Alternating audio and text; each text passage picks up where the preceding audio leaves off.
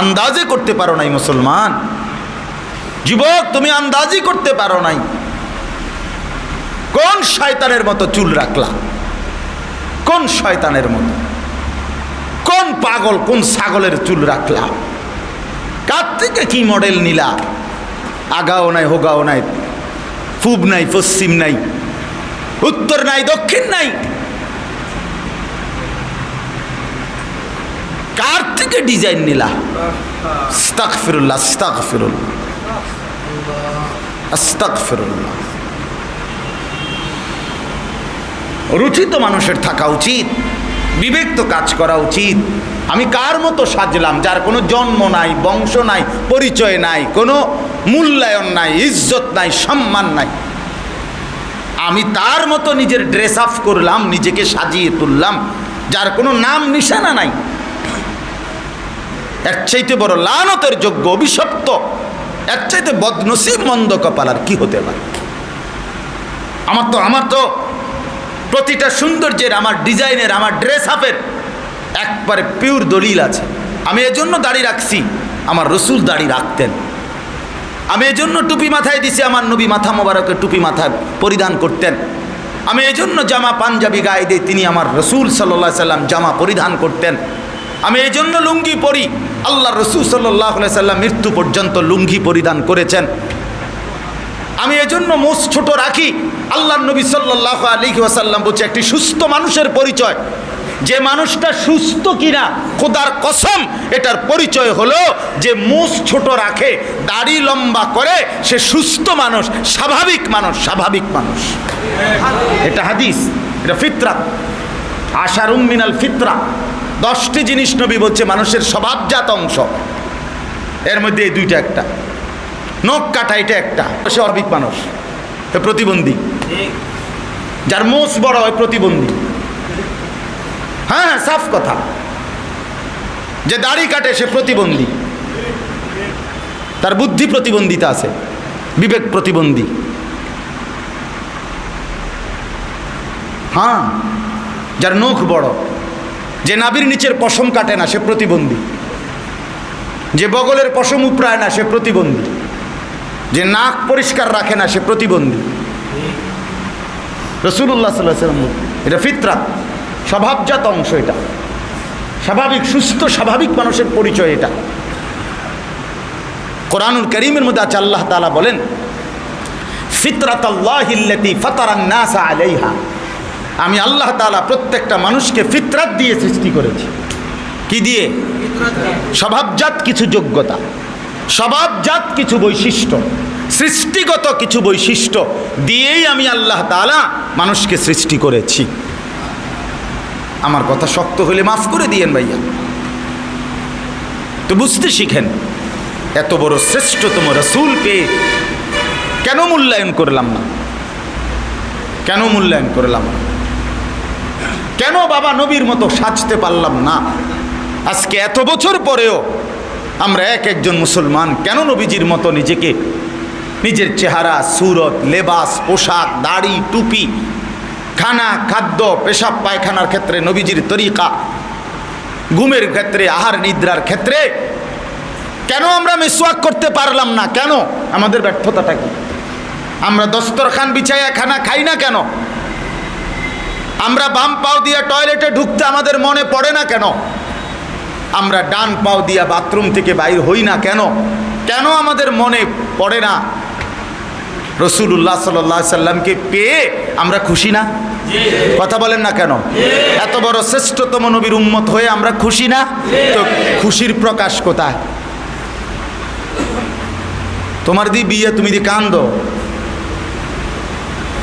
কথা বোঝেন নাই? তোমার খুশির প্রকাশ কই? তো ঠিক তুমি তো রাসূলুল্লাহ সাল্লাল্লাহু আলাইহি ওয়াসাল্লামকে পেয়ে খুশি, তার প্রমাণ কই? তার প্রকাশ কোথায়? হাদিসের মধ্যে আছে, এক সাধারণ সহজ সরল সাহাবী একদিন নবী সাল্লাল্লাহু আলাইহি ওয়াসাল্লামকে জিজ্ঞেস করছে, মাতাস সাআ, ইয়া রাসূলুল্লাহ, কিয়ামত কোন দিন? নবী বলছে, আচ্ছা কিয়ামত যেদিনে হোক, ওয়া মা আদাত্তা লাহা, তোমার প্রস্তুতি কি সেটা কও, গোছগাছ করছো কদ্দুর সেইটা কও। এটা সাহাবী সহজ সরল মানুষ বলছে, ইয়া রাসূলুল্লাহ, নামাজ রোজা এ তো সামান্যই, যেতটুকু পারি করি, তবে আমি না আল্লাহ এবং আপনি রসুলকে ভীষণ ভালোবাসি, আপনারা ছাড়া কিছুই ভাবি না।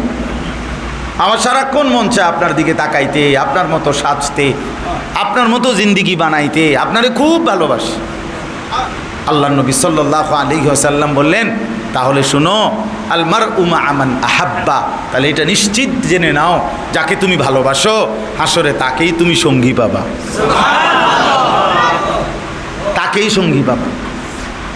মজার কথা হলো, এই হাদিসটা আমি নিজে পড়ছি, হযরত আনাস রাদিয়াল্লাহু তাআলা আনহু এই হাদিস বর্ণনা করছেন, খাদেমে রসুল। তো উনি বলেন, হযরতে আনাস বর্ণনাকারী সাহাবী বলতেছেন যে আল্লাহর কসম, উনি বলেন আল্লাহর কসম, যেদিন থেকে আমরা মুসলমান হলাম সেদিনের পর থেকে আর কোনোদিন আমরা এত খুশি হই নাই, যেদিন আমরা এই কথা নবী যেদিন বলছে সেদিন যেরকম খুশি লাগছে আমাদের, আর কোনোদিন আমরা এত বেশি খুশি হই নাই।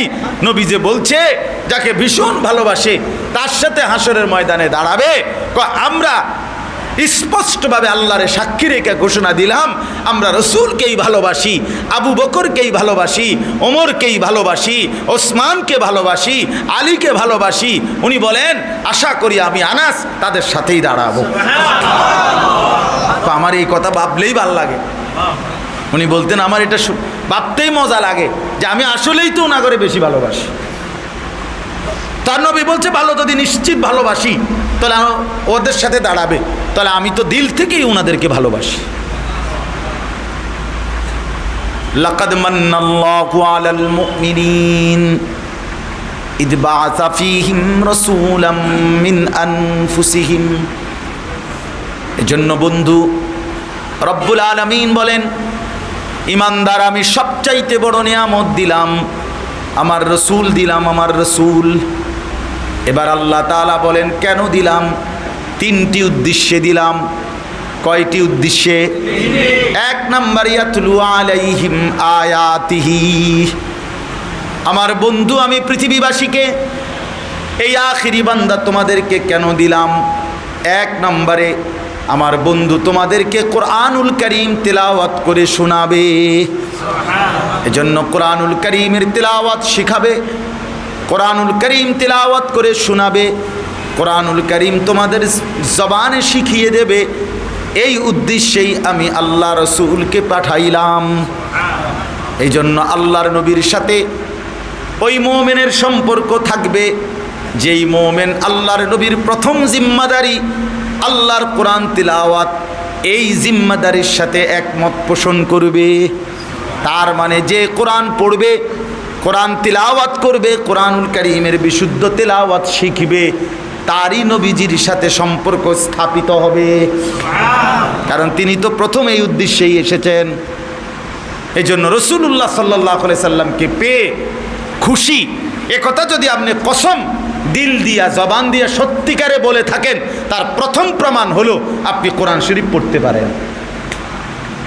যিনি কোরআনুল কারীম দেখে দেখেও পড়তে পারেন না, আমনে আল্লাহর নবীকে ভালোবাসেন না, দৈন্তান্নয় কান না।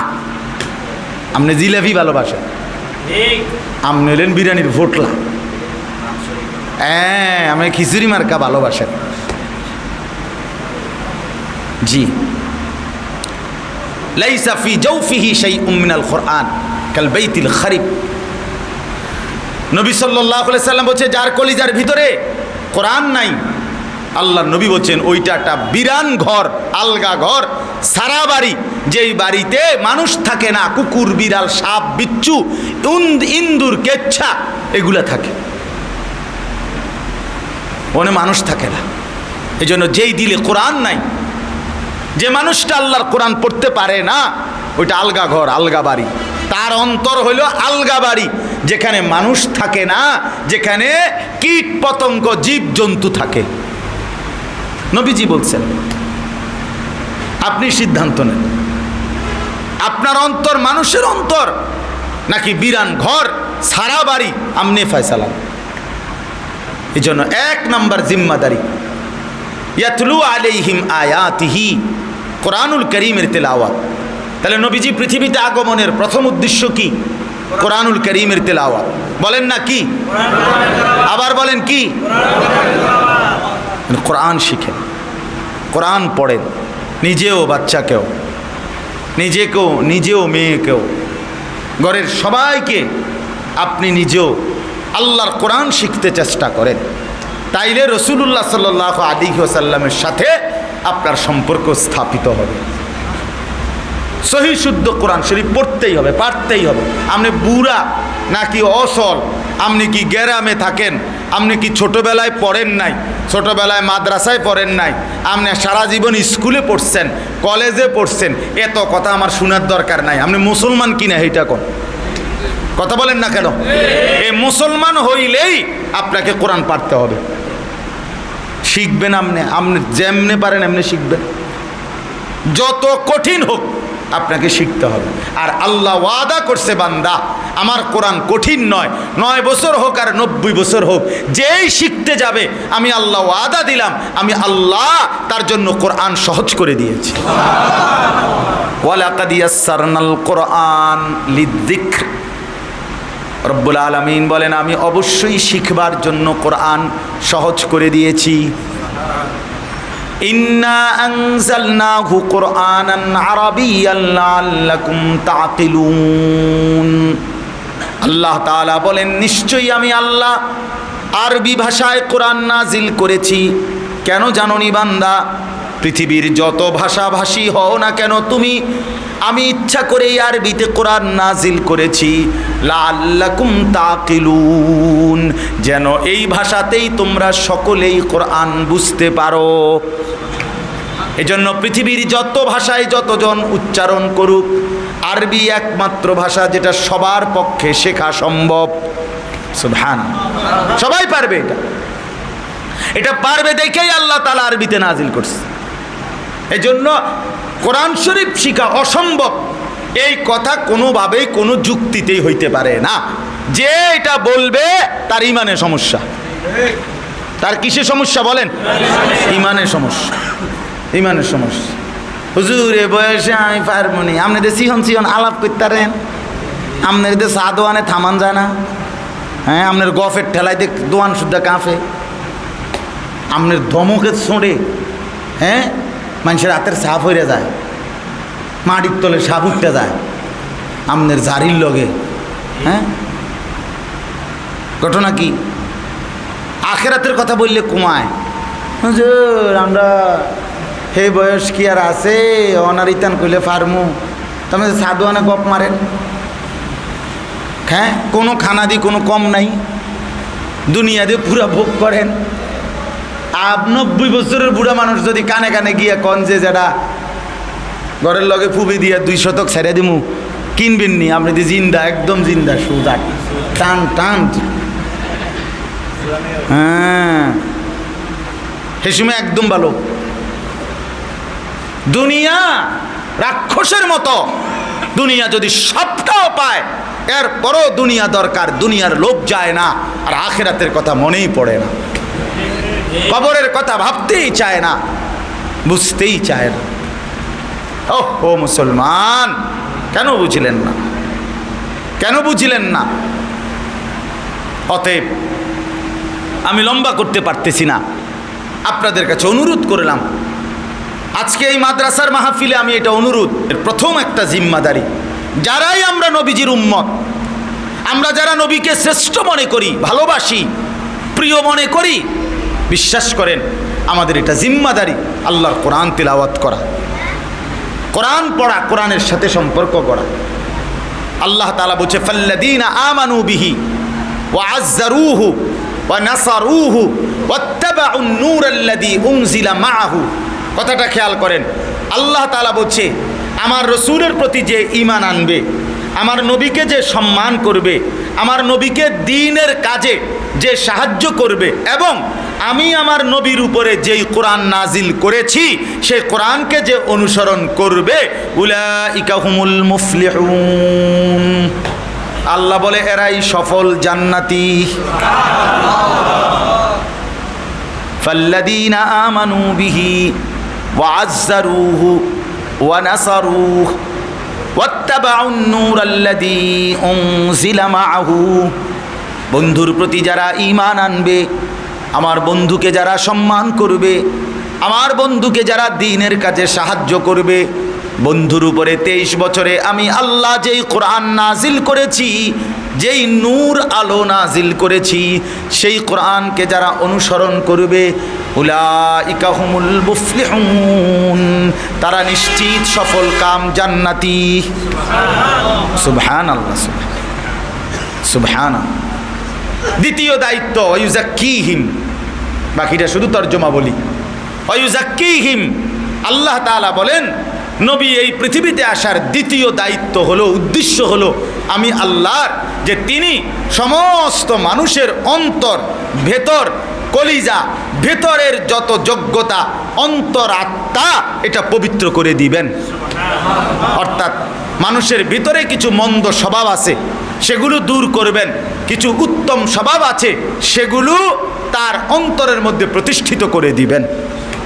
এই তাজকিয়া, এটারে বলে তাজকিয়া। এটারে কি বলে বলেন? আবার বলেন শব্দটা, আবার বলেন। এটা রাসূলুল্লাহর দায়িত্ব, নবীজির প্রেরণের উদ্দেশ্য। তাজকিয়াতুন নফস, অন্তরের পবিত্রতা, অন্তরের বিশুদ্ধতা। যেমন মনে করেন হিংসা, কারো প্রতি হিংসা করা, এটা উত্তম স্বভাব না মন্দ স্বভাব? এটা দূর করা। অপরের কল্যাণ কামনা করা, এটা উত্তম স্বভাব না মন্দ স্বভাব? তো এইটা আনয়ন করা। কৃপণতা, এইটা উত্তম স্বভাব না মন্দ স্বভাব? এইটা দূর করা। পরোপকার, দানশীলতা, এটা উত্তম স্বভাব না মন্দ স্বভাব? এইটা আনা। কিছু মন্দ দোষ অন্তর থেকে বের করা, কিছু উত্তম স্বভাব অন্তরে প্রতিষ্ঠিত করা। আল্লাহ তাআলা বলেন আমার রসুলকে পাঠিয়ে আমি এই কাজটা করেছি। এই জন্য প্রত্যেক মুসলমানের এটাও দায়িত্ব, কোনো হক্কানি রব্বানি আল্লাহওয়ালা পীর বুজুর্গ মাশায়েখ, আল্লাহর কোনো প্রিয় বান্দার কাছে নিয়মিত আসা যাওয়া করে নিজের অন্তরের কুস্বভাব দূর করার চেষ্টা করা আর উত্তম স্বভাবগুলো আনয়ন করার চেষ্টা করা। এই যে আমরা আল্লাহওয়ালাদের কাছে যাই, খানকায় যাই, বুজুর্গানে দ্বীনদের কাছে যাই, ইসলাহি মজলিসের মধ্যে যাই, আল্লাহওয়ালাদের এই সমস্ত নসিহত শুনি, এটার মূল একটা মাকসাদ, এই যে ইসলাহি মজলিস, এর একটা মূল মাকসাদ অন্তরাত্মা বিশুদ্ধ করা, ভিতর সাফ করা, ভিতর সাফ, ভিতর সাফ। আমার শায়েখ আল্লামা মুফতি মুশতাকুন নবী সাহেব প্রায় বলে একটা সুন্দর কথা, যে হারফিক দিয়া বাথরুমের কমোড এটা সাফ করে না? মজার বিষয় হইল, সাফ তো করলা উপরের যেটা চোখে দেখা যায় এই ফিট, এটার হেফ দিকে যে আরেকটা ফিট আছে বিতি দিয়া, সেইটার যে হারফিক লাগাইলা না, সেটা কি পরিমাণ নোংরা বুঝেন নাই? আমরা যে এই ফিটটা দেখা যায় এটা না আমাদের না হারফিক দেই, দিয়ে এটা না ব্রাশ করি, তো এটা তো সাফ হয়েছে, কিন্তু এই ফিটটা হেদিক দিয়ে ভিতরে আরেকটা যে ফিট আছে, এটার মধ্যে কি পরিমাণ ময়লা লাগিয়া রয়েছে, এটার মধ্যে কি পরিমাণ পায়খানা লাগিয়া রয়েছে। ঠিক এরকম ভাবে তুমি আর আমি তো বাহ্যিক এই জামা, চুল, পোশাক, fair and lovely, face wash, কত কিছু তো সাজাইলাম উপরে, কিন্তু ভিতরে যে একটা অংশ আছে কলিজা, কাল্ব, ভিতরের, সেটাতে কি পরিমাণ দোষ, কি পরিমাণ ত্রুটি, কি পরিমাণ আল্লাহর নাফরমানি, সেগুলো সাফ করবে কে? এই জন্য রাসূলুল্লাহ সাল্লাল্লাহু আলাইহি সাল্লাম এটা সাহাবীদের করেছেন, আর এর পরবর্তীদেরও দায়িত্ব নিজের ভেতরটা তাজকিয়া করা, পবিত্র করা, অন্তরাত্মা বিশুদ্ধ করা। 3 নাম্বার হলো ওয়ায়ুআল্লিমুহুমুল কিতাবা ওয়াল হিকমা। আল্লাহ তাআলা বলেন আমি রসুলকে তোমাদের জন্য দিলাম। 3 নাম্বার উদ্দেশ্য হলো তিনি তোমাদেরকে আমার কোরআন এবং তার সুন্নাহ, তার হাদিস, এই দুইটার আলোকে তোমাদের জীবন একেবারে গড়ে দেবেন, সাজিয়ে দেবেন, জান্নাতের উপযোগী করে দেবেন। কি খাবা, কেমনে খাবা, কখন খাবা, হাঁটা, উঠা, বসা, চলা ফেরা, হাসি কান্না, বাজার, ব্যবসা, আচরণ, উচ্চারণ, ঘর সংসার, পরিবার, স্ত্রী, একাকী, প্রকাশ্য, দেশ জাতি, রাজনীতি, রাষ্ট্র পরিচালনা, সর্বকিছুতে আল্লাহ তাআলা বলেন আমি আমার রসুলের মাধ্যমে কোরআন এবং সুন্নাহর তালিম, কোরআন এবং সুন্নাহর নমুনা, কোরআন এবং সুন্নাহর বাস্তব শিক্ষা আমি আমার রসুলের মাধ্যমে দিয়ে দিয়েছি। সেটা গ্রহণ করবা, দুনিয়াও সুন্দর, আখিরাতও সুন্দর, আখিরাতও সুন্দর। এই তিন উদ্দেশ্য। আমাদের নবী সাল্লাল্লাহু আলাইহি সাল্লামকে আল্লাহ তাআলা পৃথিবীতে পাঠিয়েছেন কয় উদ্দেশ্যে? 1 নাম্বার কোরআনুল কারীমের তেলাওয়াত, বলেন। 2 নাম্বার অন্তর বিশুদ্ধ করা। 3 নাম্বার কোরআন সুন্নাহ অনুযায়ী পুরা জিন্দেগি গড়ে তোলা। না মাথা লাড়লে তোরা মুখে কইতে হবে মিয়া, বলে কোরআন সুন্নাহ অনুযায়ী পুরা জিন্দেগি গড়ে তোলা। বলেন 1 নাম্বার কোরআনুল কারীমের তেলাওয়াত, অন্তর বিশুদ্ধ করা, কোরআন এবং সুন্নাহ অনুযায়ী পুরা জিন্দেগি গড়ে তোলা। এই 3 উদ্দেশ্যে নবী আসছেন। এই 3 উদ্দেশ্যে কি আসছেন? হ্যাঁ, দিলে ফিরলে কেন? বিরিয়ানি খাওয়াইতো না, বিরিয়ানি না, মাকসাদ এই 3 উদ্দেশ্য। জীবন গঠন, ঘর গঠন, ব্যক্তি জীবন, পারিবারিক জীবন, সামাজিক জীবন, রাষ্ট্রীয় জীবন, সর্বকিছুতে নবী কথা বলছেন কিনা? কথা বলেন না কেন? রাসূলুল্লাহ সাল্লাল্লাহু আলাইহি সাল্লাম বলেন নাই, শিখান নাই, বুঝাইয়া দেন নাই, নিয়ম বলেন নাই, এমন খাত কোনটা আছে? এমন কিছু একটাও। তারাকতুকুম মুহাজ্জাতান বাইদা, নবীজি বলেন ধবধবে আলোকিত দিনের উপরে আমি রেখে গেলাম তোমাদেরকে। লাইলুহা কানাহারিহা, তোমাদের রাতও দিনের মতো বরাবর করে দিলাম। রাত গভীরের মাসআলা সেটাও বলেছি, দিনের আলোর মাসআলা সেটাও বলেছি, ঘরের একাকী জিন্দেগির মাসআলা তাও বলেছি, একেবারে দেশ জাতি রাষ্ট্রের মাসআলা তাও আমি নবী বলেছি। সব বলেছেন, সব বলেছেন, কিছু বাদ দেন নাই।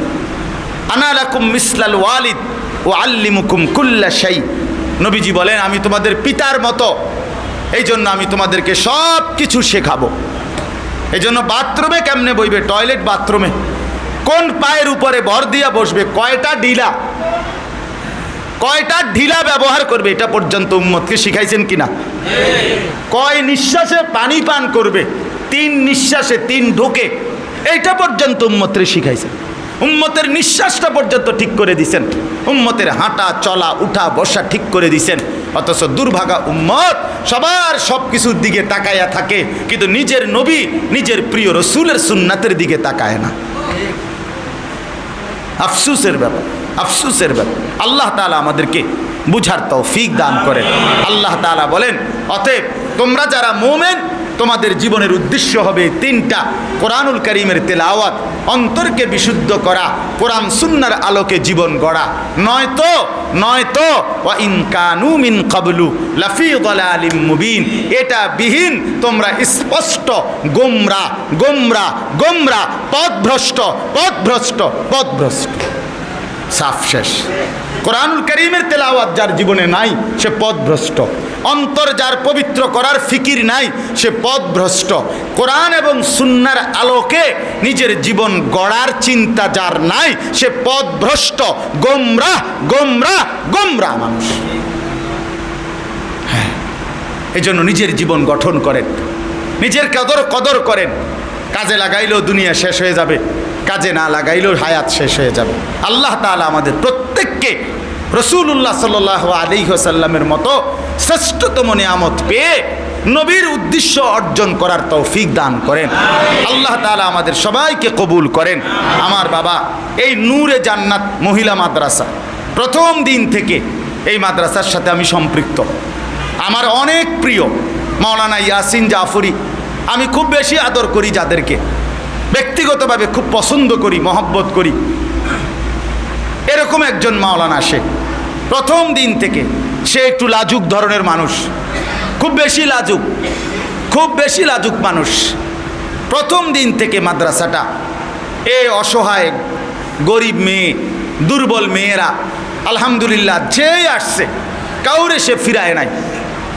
বিশ্বাস করেন মাদ্রাসা যদিও চালাচ্ছে নিজে, কিন্তু কোনো রকম টানা হেসরা করে। আমি তো সব সময় শুনি যে কয় টাকা বেতন দেয়, কেউ যে কয় টাকা ভর্তির টাকা দেয়, নির্ধারিত টাকাটা, ধার্যকৃত টাকাটা খুব বেশি অধিকাংশের কাছ থেকেই পায় না।